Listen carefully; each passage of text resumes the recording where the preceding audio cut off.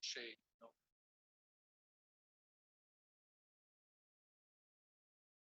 That to me. Oh, hello to you. Anyway, those of you who know Ching, she really doesn't need any introduction. You know that she's someone who has many interests. She calls them hobbies. And one of these is that she likes to go gallivanting off to places that most of us haven't heard of and do some incredible things and essentially come back, talk about them afterwards. They're usually really fascinating.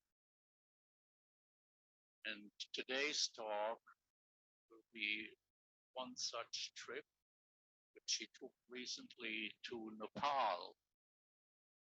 And as you know, that she is very interested specifically in geology. That will be the motivation for her trip to Nepal. I know Ching, I don't think she's going to spend much time telling us about the nightlife at Kathmandu,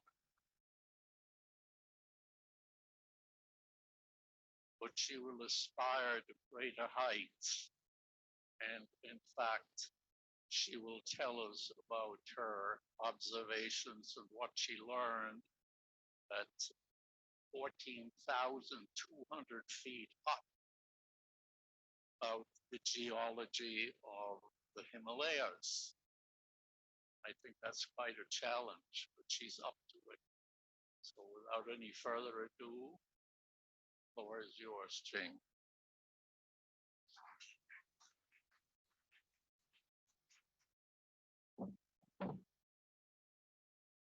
Can you hear me? Thank you very much for the introduction. I won't say any more because it's going to be a very long presentation, and the first 30 minutes will be on geology. If you find this boring, just close your eyes. This room is dark enough. You can take a little nap. And then wake up in the last 15 minutes. I'll tell you a little bit about the part, not the life.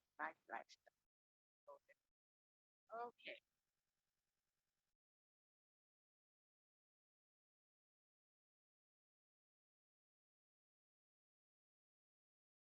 Yes, I will take the questions at the very end because the talk itself is so long. I don't want any interruption.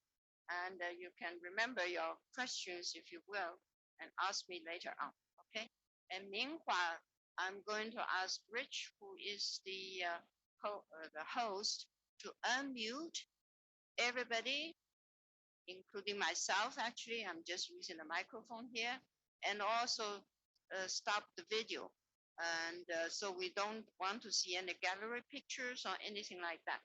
I would like you to see the pictures that I want you to see. All right. And I want to thank a whole bunch of people. This is a village's effort that Rich and Marina, Charlie Chu, they all chipped in to make this Zoom working. So let's keep our fingers crossed. And meanwhile, I have to tell you that we are very sorry that Colin is still feeling quite ill. And he's been in ICU for the last 10 days with pretty severe problems. Let's just hope that he recovers. Okay, now I'm going to tell you a little bit about the Himalayas. And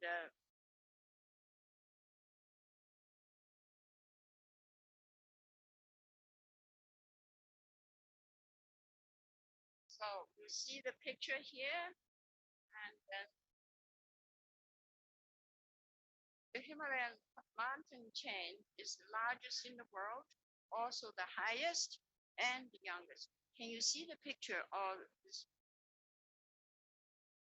Is that better? Okay, thank you. So where is the Himalayas?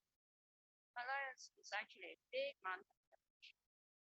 From east, west, actually has 15,000, 1,500 miles. It's about half as wide as the United States. And it covers the country from Pakistan all the way to the border of Burma, and including the nations of India, Pakistan, Afghanistan, China, Japan. The boundary is bounded by the Indian subcontinent in the south, and in the north is Tibetan plateau. Its maximum width there is about 600 miles, and that's about the distance from Sacramento to Salt Lake City. And the mountain range chain has 14 of the highest peaks of the world.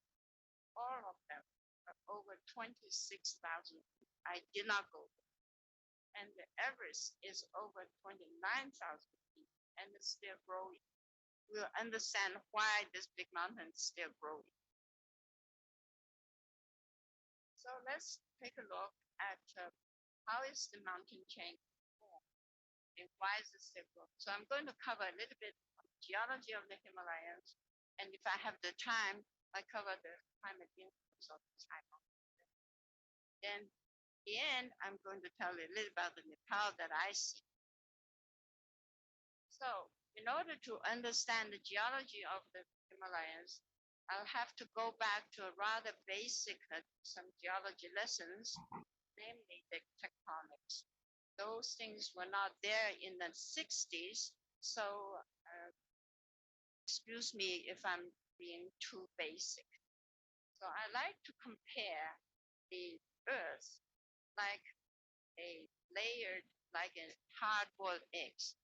The shell of the eggs is brittle, just like our crust of the Earth.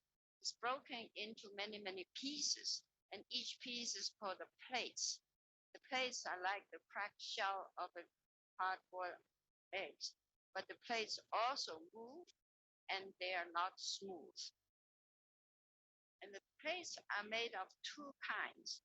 One is the oceanic crust like that, and the other one is the continental crust, and both are floating on the upper mantle of the Earth. The upper mantle is right here, this layer here. This is equivalent to the egg white. And then the core of the Earth is right in the middle. It's like the yolk of the egg, but the Earth core has two layers, it's the inner core and the outer. So that's a very simple model of the Earth. Now, let's take a look at these plates. As I'm telling you, the plates are all cracked and moving. And so here are the many, many plates. And we live at the boundary of the North American plate and the Pacific plate, right at this boundary. Today, I'm going to concentrate on the boundary between the Eurasian plate and the Indian plate, right around this area. So let's go back to a few million years ago, like 225 million years ago. All the continents were all joined together. It's a big piece, and that's called the Pangea.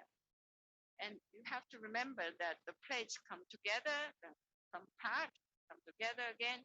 It's like an accordion, comes in together. So now 200 million years ago, the continents now started to split up. So the Pangea now becomes two big pieces, Eurasia and the Gondwana. India, however, is right somewhere in this part. Okay, and then when the Pangea split up, see there's a little ocean. That ocean will actually grow bigger and bigger. That's the Tethys Ocean. That's the part that I am going to be concentrating on. And so it comes apart as Jurassic time, 50 million years ago, or the Cretaceous time, 65 million years ago. And this is a picture of nowadays. We need more volume. What?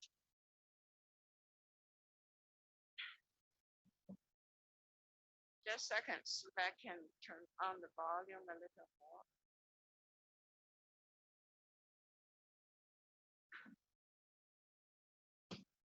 Okay, can you hear me? All right. So here we are. This is today's map here. We are in North America, and I am going to talk about right here between Asia and India. So let's take a closer look.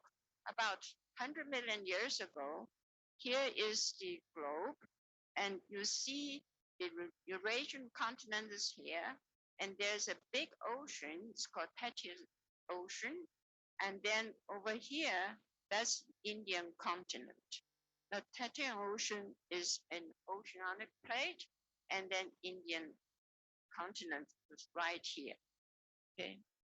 So remember now, this ocean doesn't exist anymore today because these continents move around and then they go colliding, and then the ocean closes and the continent collides with each other.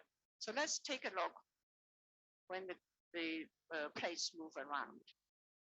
What happened to the plates when they go colliding?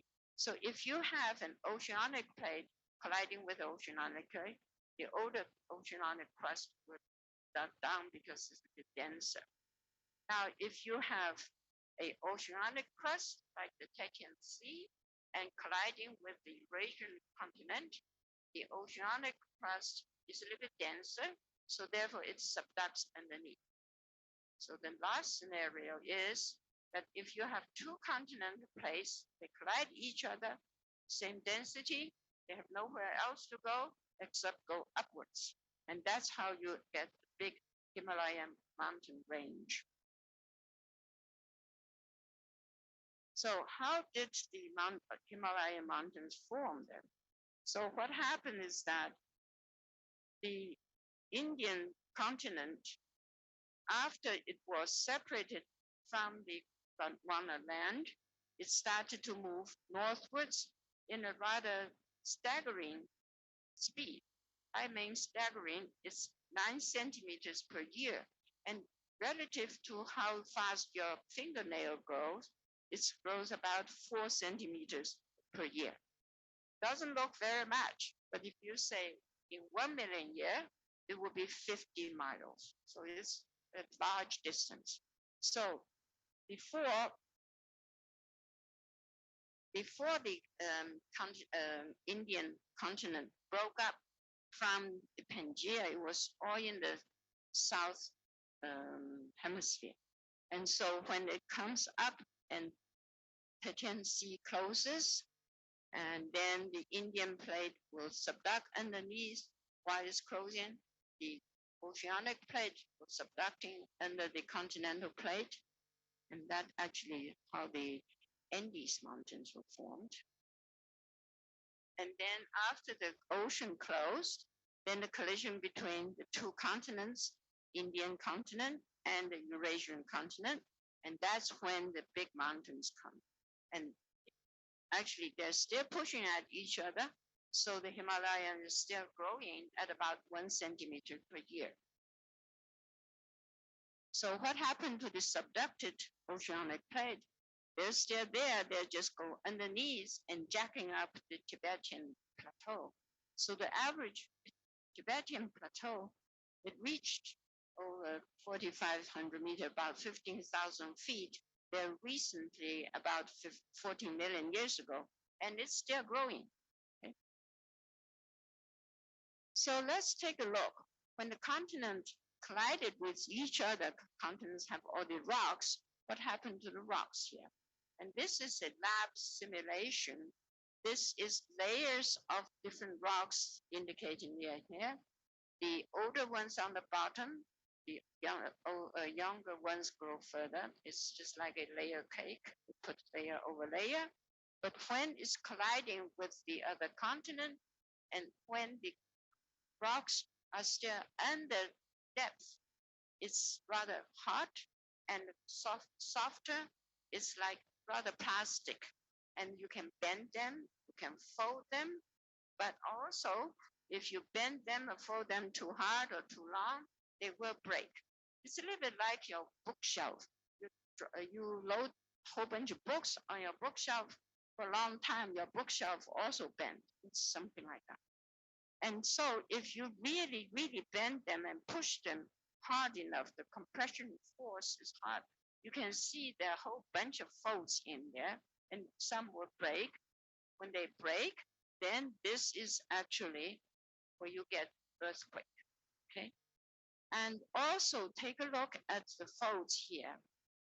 This is the older rock, above is the younger one. So you can see this is now the older rock is sitting on top of the younger rock. The older rock is usually buried a little bit deeper. It's been cooked a little longer.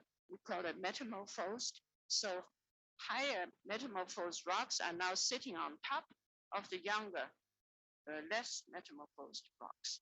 And this kind of an action is called the thrust fault. And sometimes the fault actually lies on top of each other, become a sort of a horizontal fault. I'll show you some pictures of that.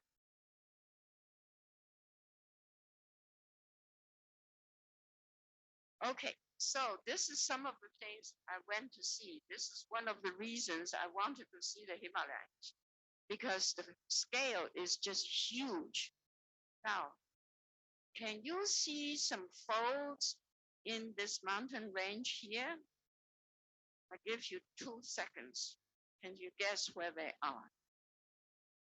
I drew a sketch, and you see there is one like that.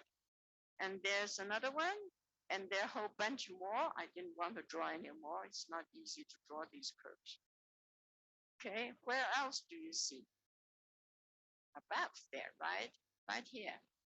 There, yeah, there. You see that? So that's what I mean by folds.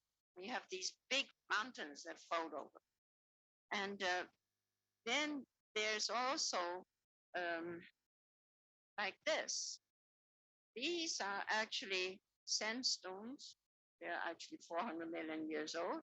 Do you see some fold on that? Now this has some vegetation, so may not be as clear, but maybe you can see it. Let me show you. Okay, there you go.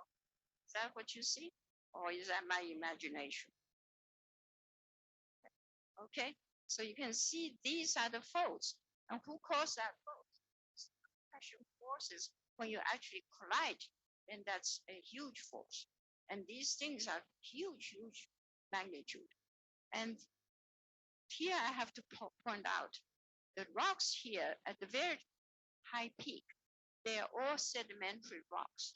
They were the original bottom of the ocean in the north margin of the Indian continent before they collided. It's the stuff there is now pushed up onto the top of the mountain. And this one here, for instance, they are actually the sandstones here. They were actually the original shale or limestones about 400 million years ago. They were actually in the Indian continent before the Pangea broke up. To me, it's really absolutely amazing. Things 400 million years ago are still preserved like that. And this is a charming, charming little village. It's called Marfa. Charming because not only they have very wonderful apple orchards everywhere. Apple blossoms were there when we were there, and they make excellent, excellent apple brandy. Yeah. Okay, so now I'm going to show you one more. Do you see any of these folks here? Yeah. Okay. So now you see. Wonderful. Isn't that beautiful? Really gorgeous, isn't it? Okay, so let's take a look. Okay, this is the Nigri limestone and they're the east of the big river that we were traveling. Okay, so do you see any folds here? Yeah, there you go. There you go. Okay, very good. Glad you understand what I'm talking about. And these limestones and the shale sedimentary rocks, they're also about 400 million years ago. They formed on the northern margin of the Indian continent. And I show you why we're saying that. I'm not just creating a story. Okay.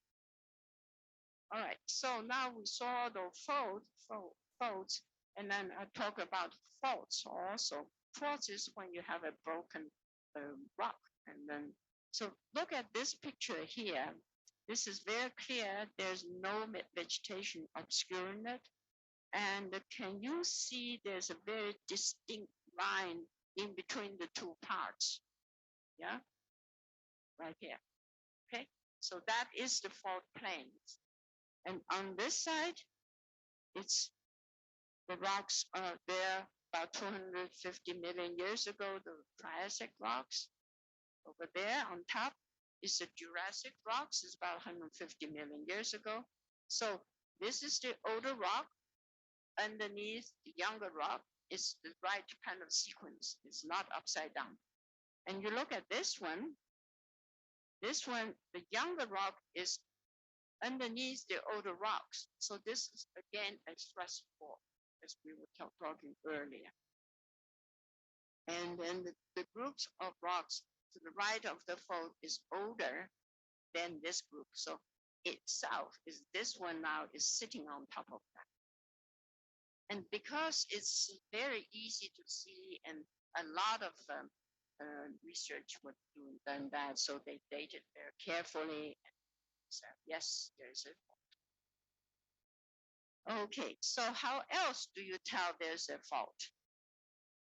Here, we were traveling for a couple, 3 days, and we finally reached this place, and we were all very, very excited because we saw a big, big fault line. How do you know there is a big fault line? Not just because a whole bunch of crazy geologists standing in front there and taking a picture. Talking about the geologists, there were actually 14 of us. I shouldn't say geologists, travelers. 14 of us.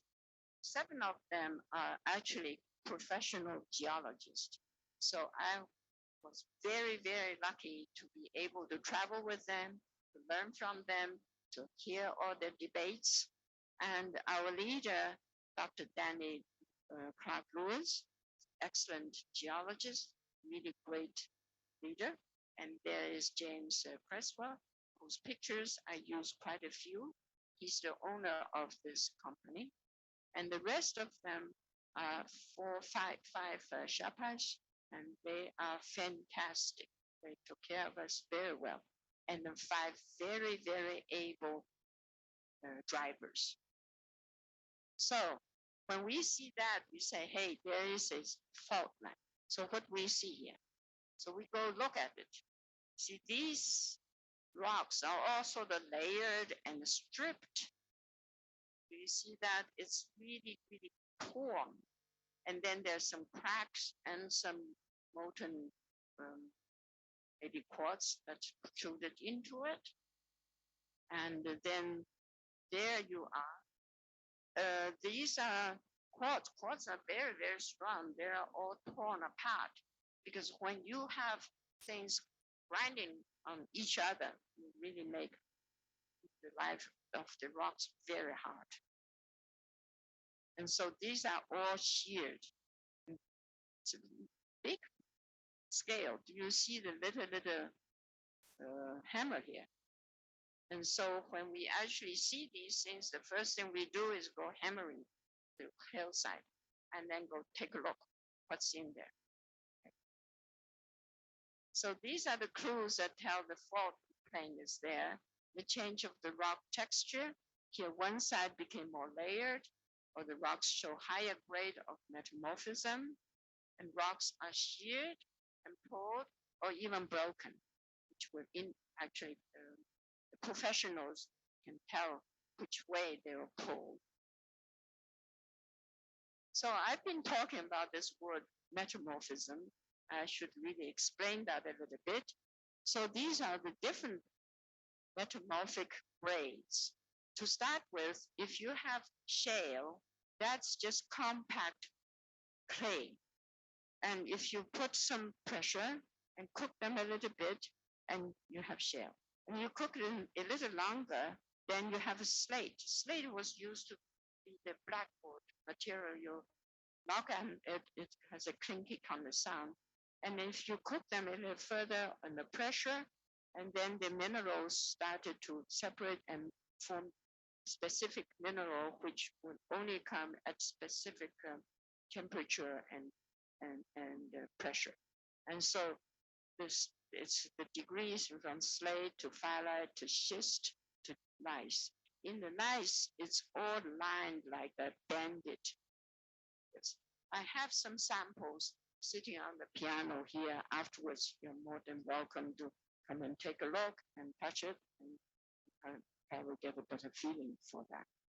So this is a sample, and this is actually nice. You see these lines or layered or banded, and then in the middle, there is a crack, and so there's some molten parts came in. Oops. And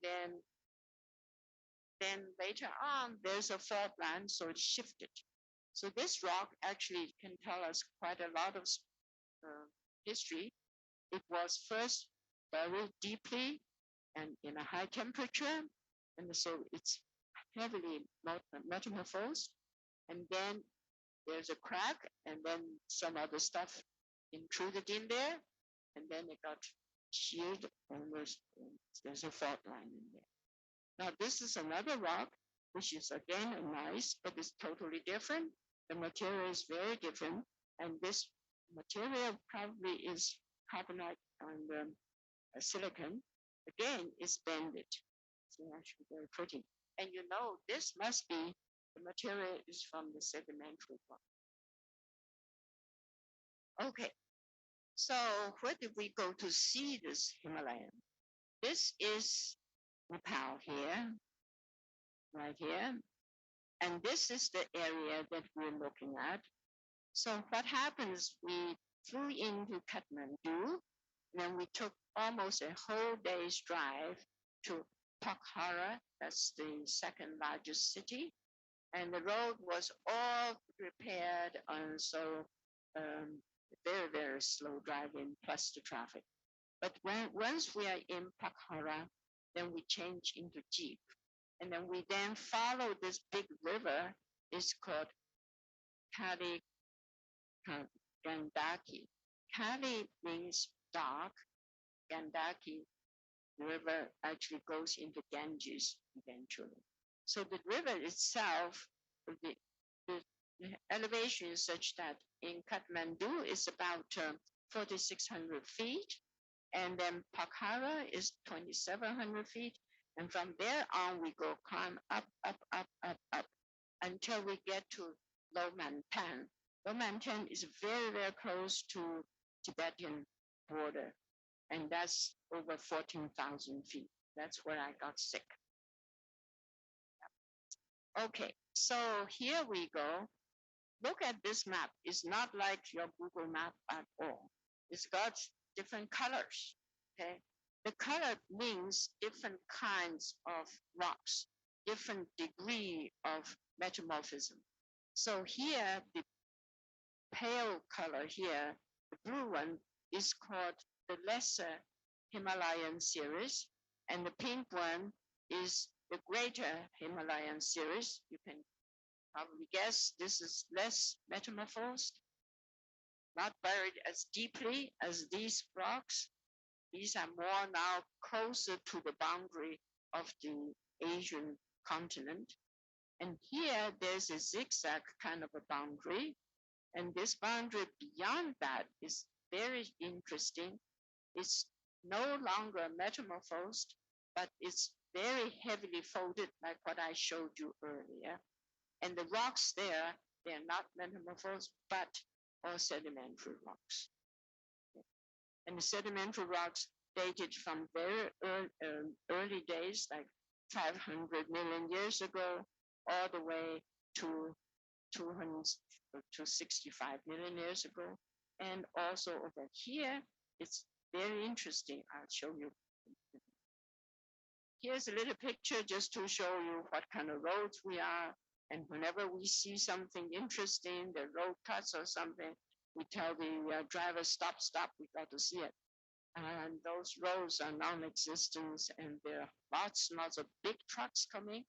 most of the trucks coming full loaded from China, but when they go back, it's all empty. So anyway, let's take a look for more rocks. I know you're probably tired of it, but I won't take it too long. So take a look at this. This is a rock, and what do you see? Yeah, whole bunch of river marks. And these river marks actually were formed more than about 1,000 million years ago. And this was when long before the Pangea time.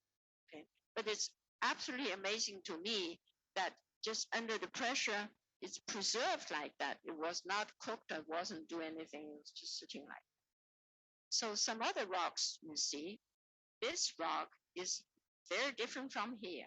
Okay, this one actually has been cooked and under pressure, so it's a piece of ice, and then it's been pushed and crunched. So it has actually folded quite a bit. It's cooked at high temperature, some depth, and the minerals were recrystallized. Then it was compressed and folded to make the zigzag pattern. Oops.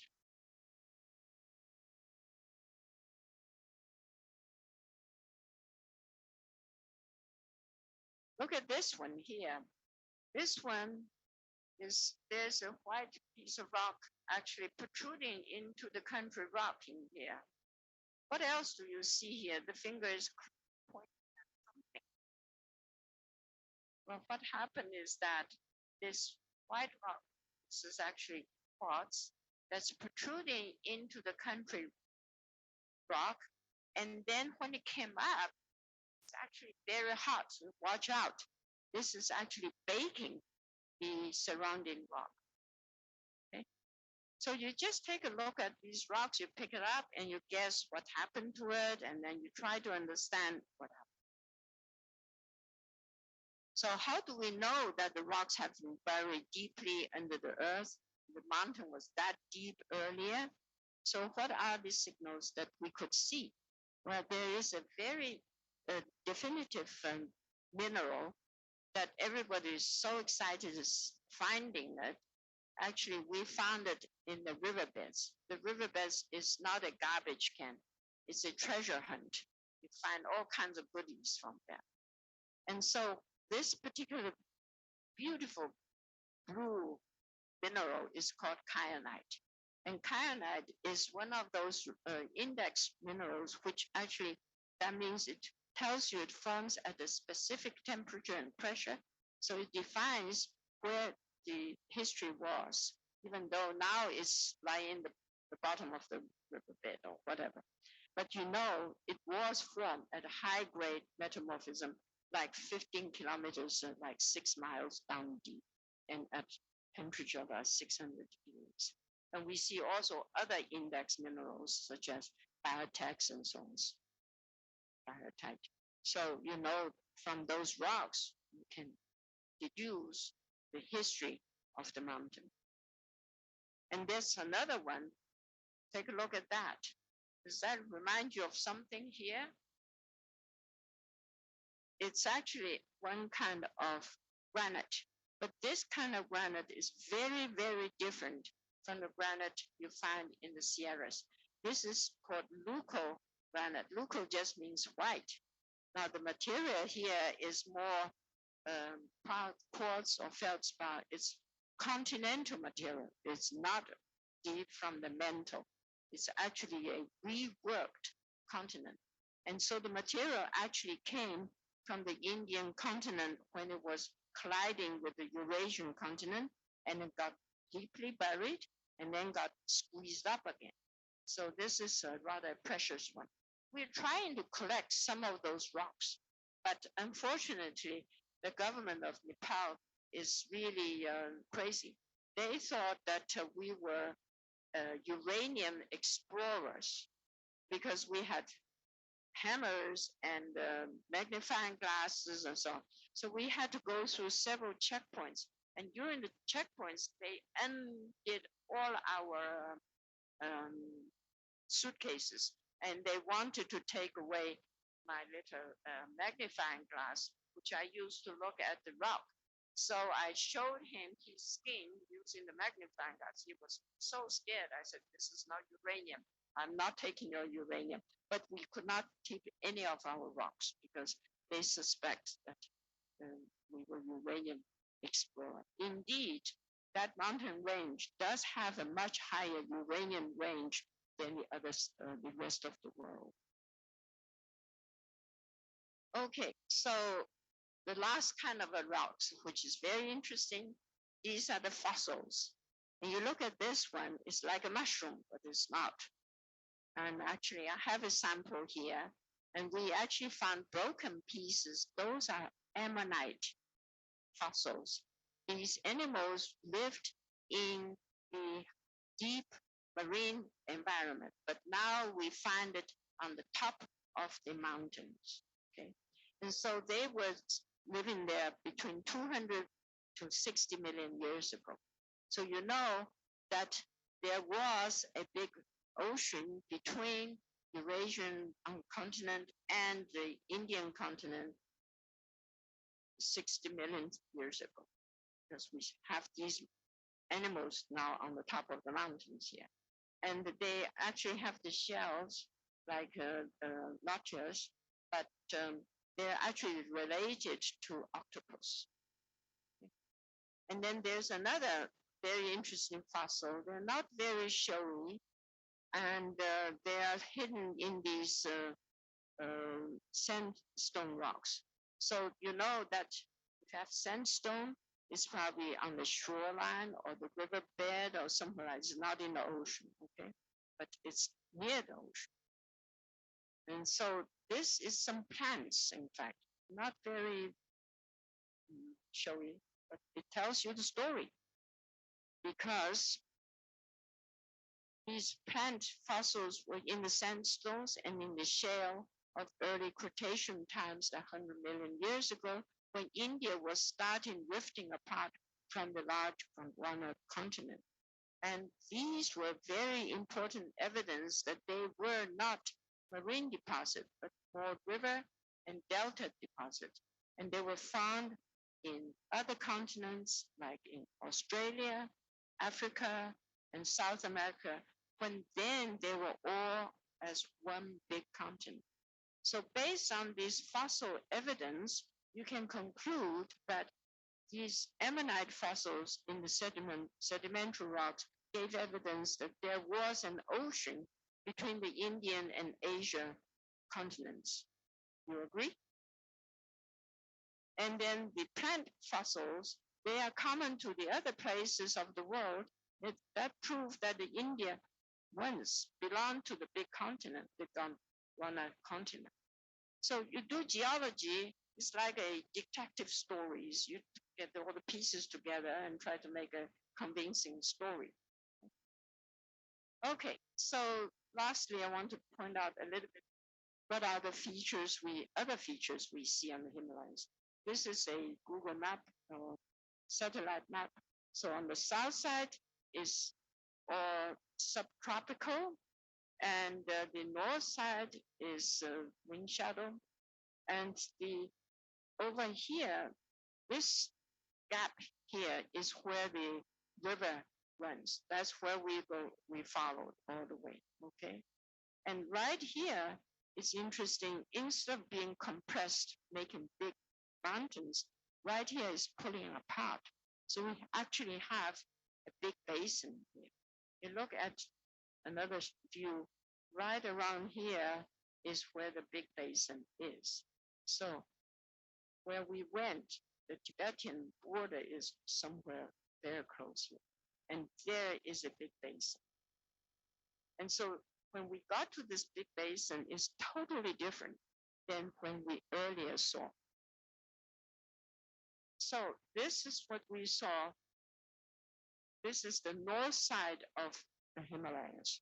This is the big mountains. That's the Annapurna mountain range. And this is the river. Do you see that river sort of snaking in there? And deposits are very, very recent. They're from 20 million years to 2 million years ago. They were the erosion from the big mountains.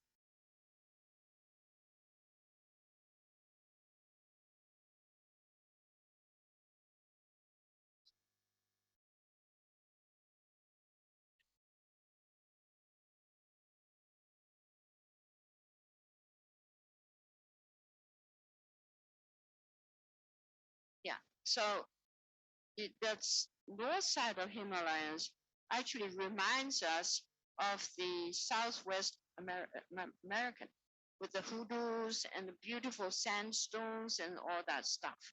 And those were all the erosion from the big mountains, right? And they're very recent. And they're absolutely gorgeous, like that. You see that? That's really my favorite picture.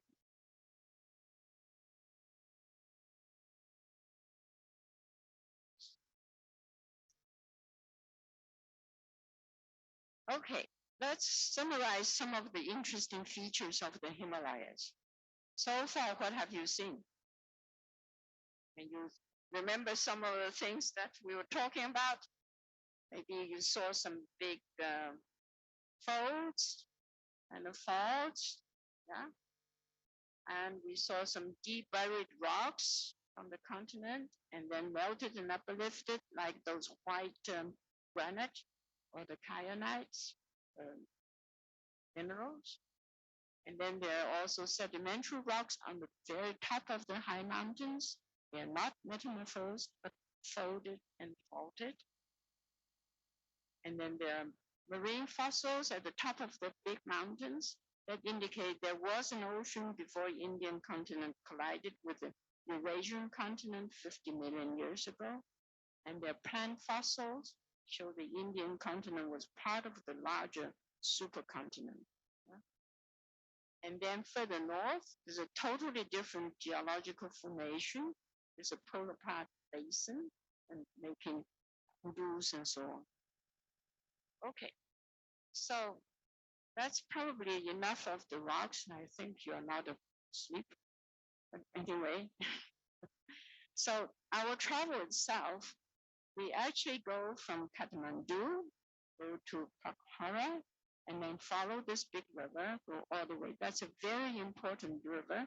It's 500 miles long, and then eventually it joins the Ganges in India. Now, Gandaki River cuts the deepest gorge on Earth, separating the two huge mountains. They are all over 26,000 feet here and here. This is Annapurna mountain range.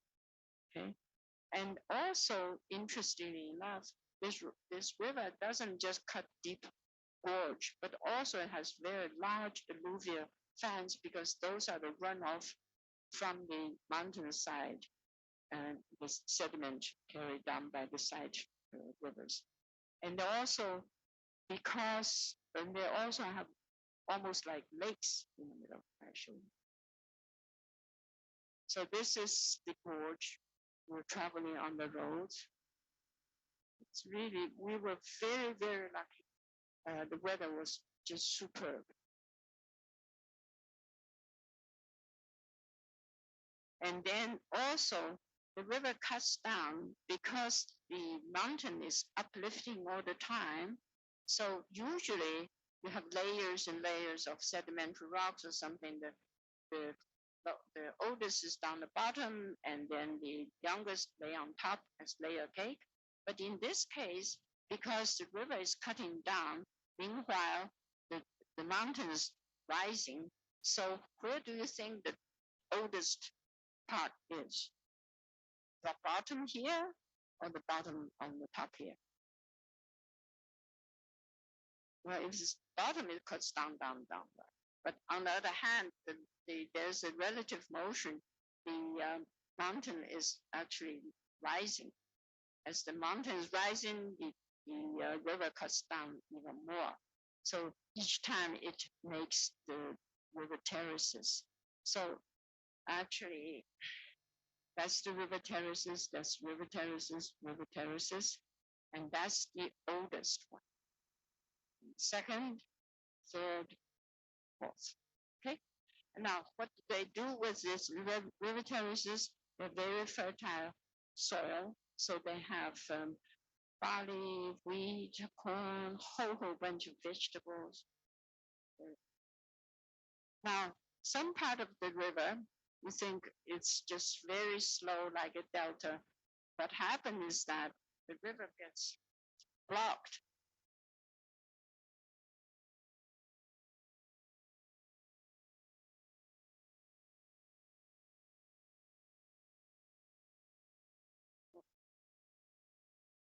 The river gets blocked, and so it forms a sort of a false lake. And so the river is very slow, and it meanders, and then it also has the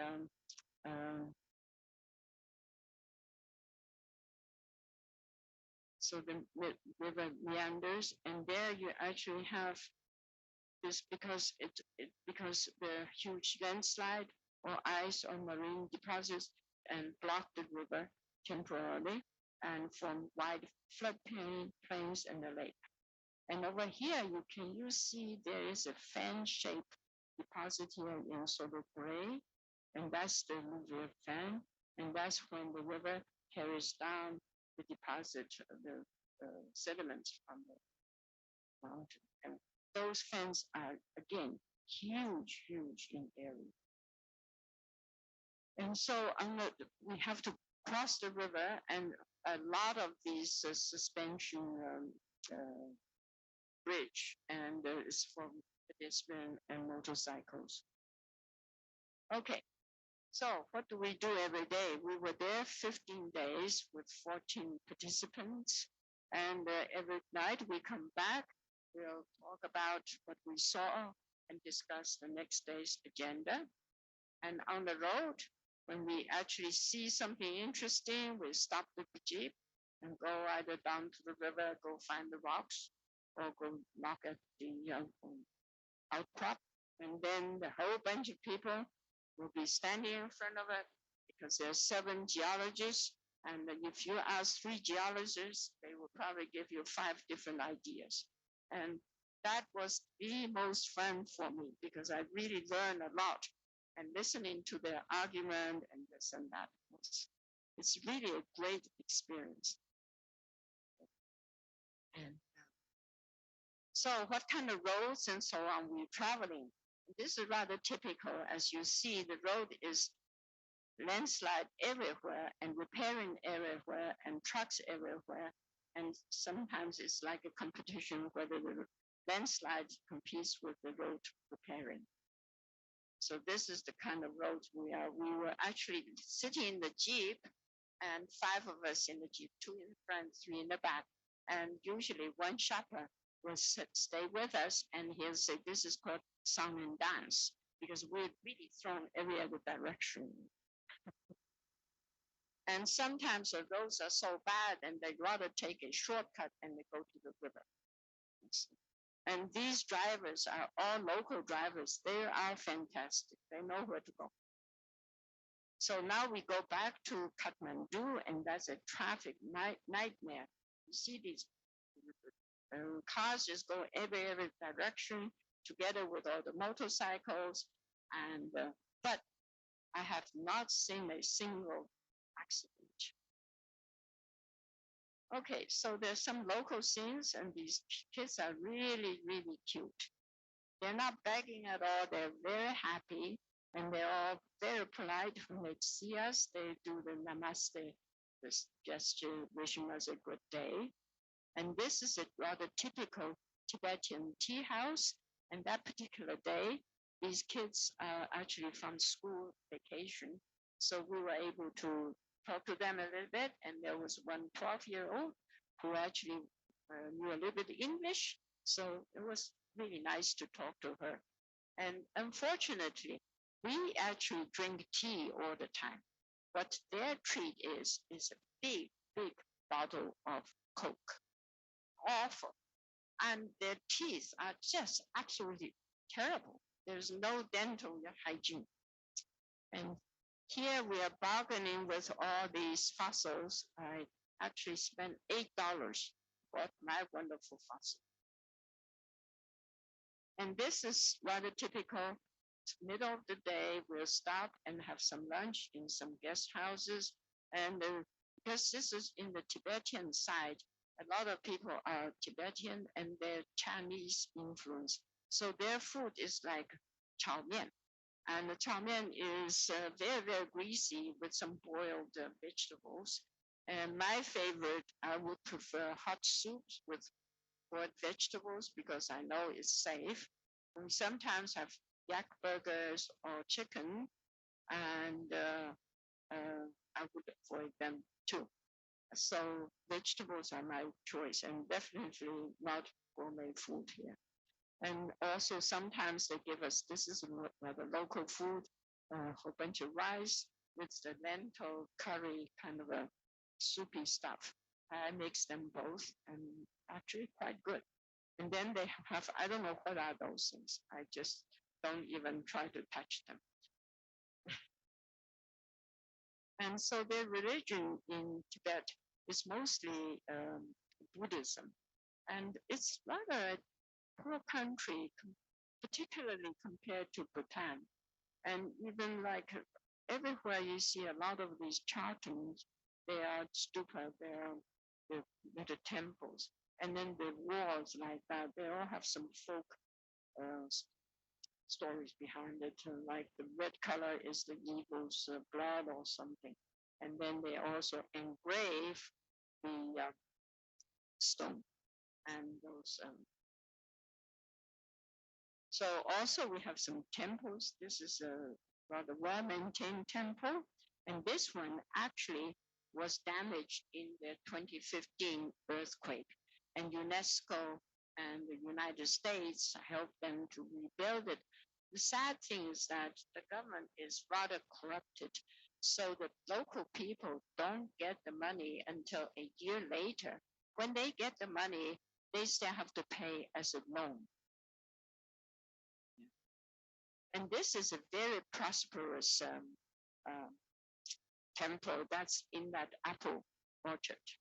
It's really very, very beautiful. And you see also all this.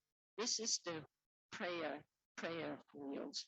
When you go by there, you try to rotate them, spin them. That will give you good luck. Okay, so what kind of houses in the Tibetan village? This is really very, very typical. So all made of some kind of a mud or stone and then like that.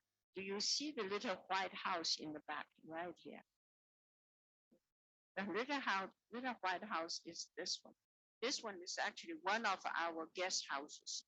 And the guest houses, it's very, very primitive because this whole area just opened maybe last September or so.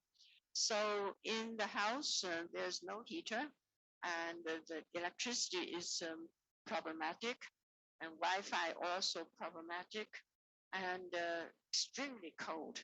In fact,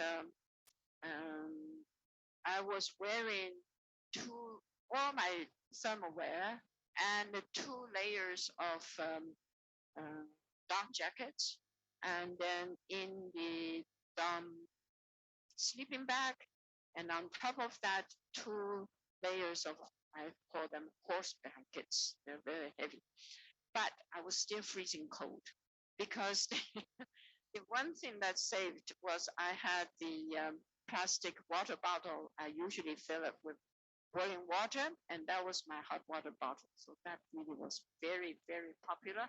Everybody wants to hug it. But other than that, nobody complained because you see, the houses are always surrounded by beautiful, beautiful mountains.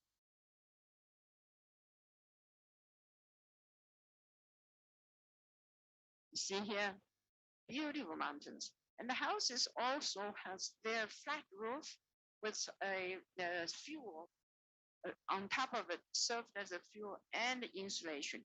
and we can go on top of the roof.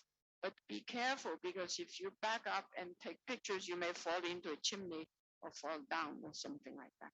And then they divide their corners. They're like a communal kind of housing. And the animals will be living here, and the next quarter they serve us tea or something.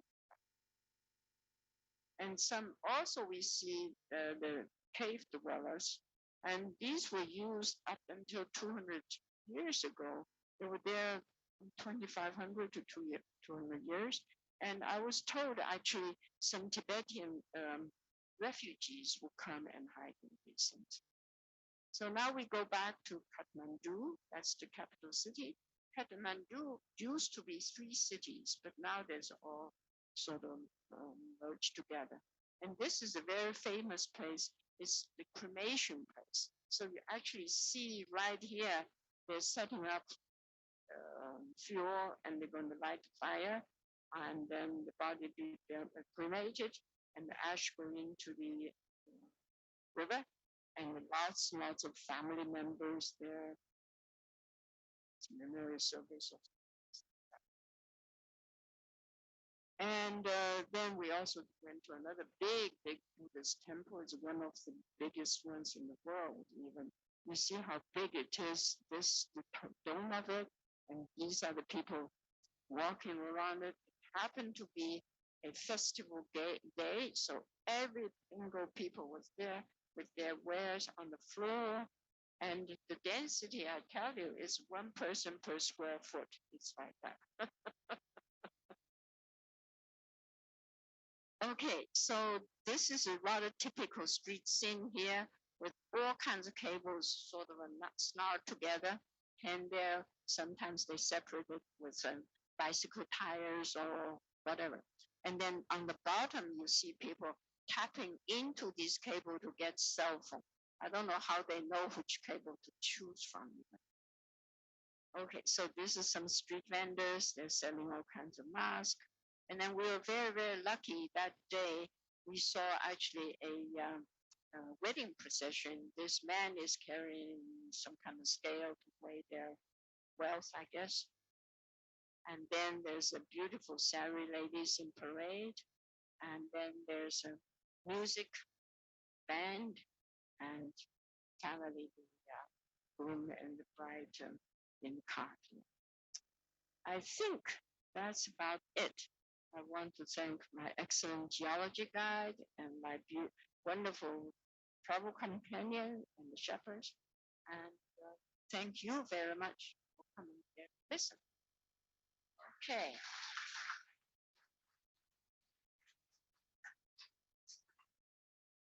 Now I stopped sharing, so can you see? All right. If you have any questions or whatever.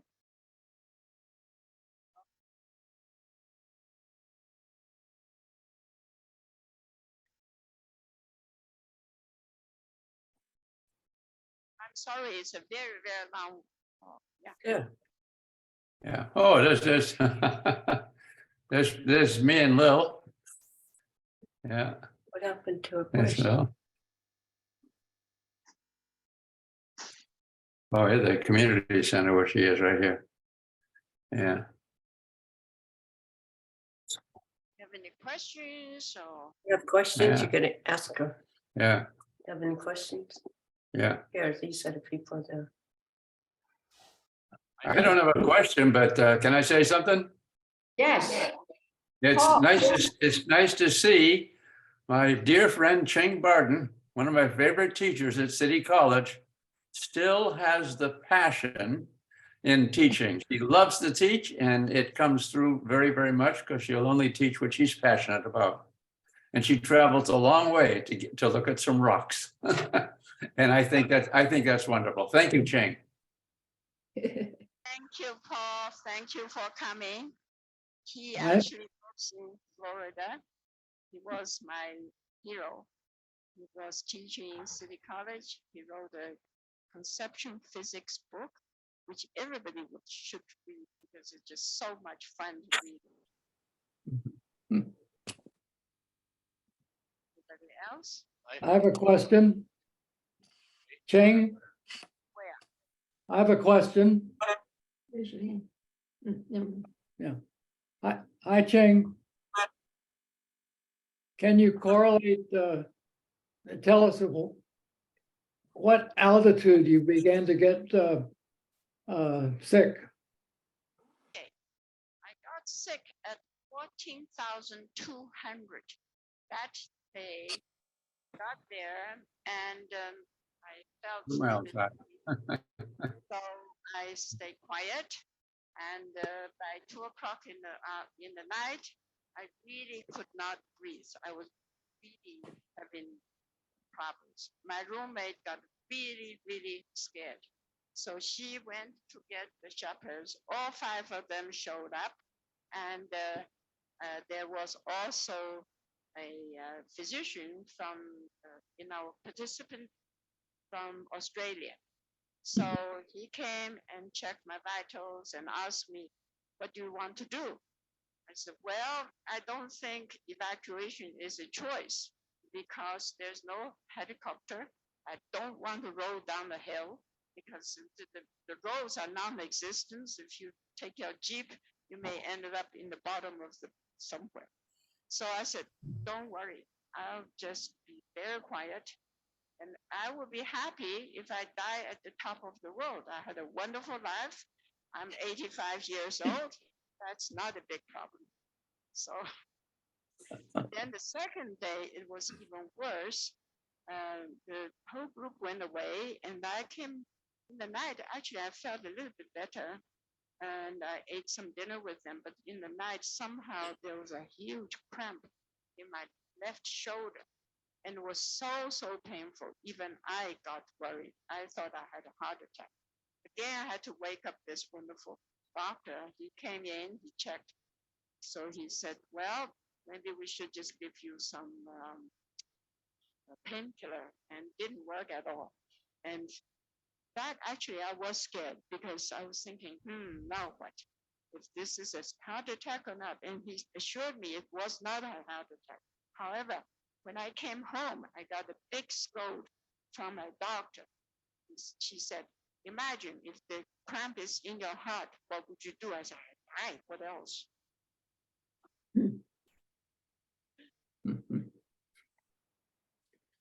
Cheng, when you said you were very cold, do you know what the temperature was? Yes, it was below 0 because outside it's all isolates. Centigrade 0. Yeah, but it's beautiful though because you see icicles everywhere just dripping down. It's really beautiful. Yes.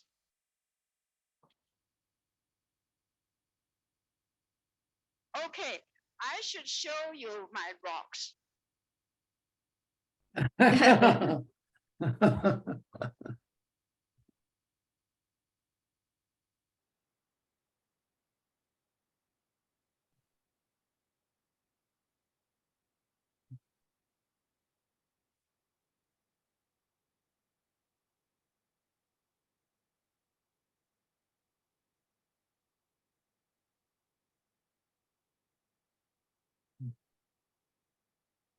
I have one question which you may be able to answer. How long will it take for the tectonic plate on which Los Angeles is now sitting to bypass us here in San Francisco on our plate where it submerges? Can you give us any idea for those of us who are interested in real estate investments? Well, if the plate motion is like 5 centimeters per year, and we are 200 miles from here to Los Angeles, is that right? So it's, see. I don't think it's in your lifetime, so you don't have to worry.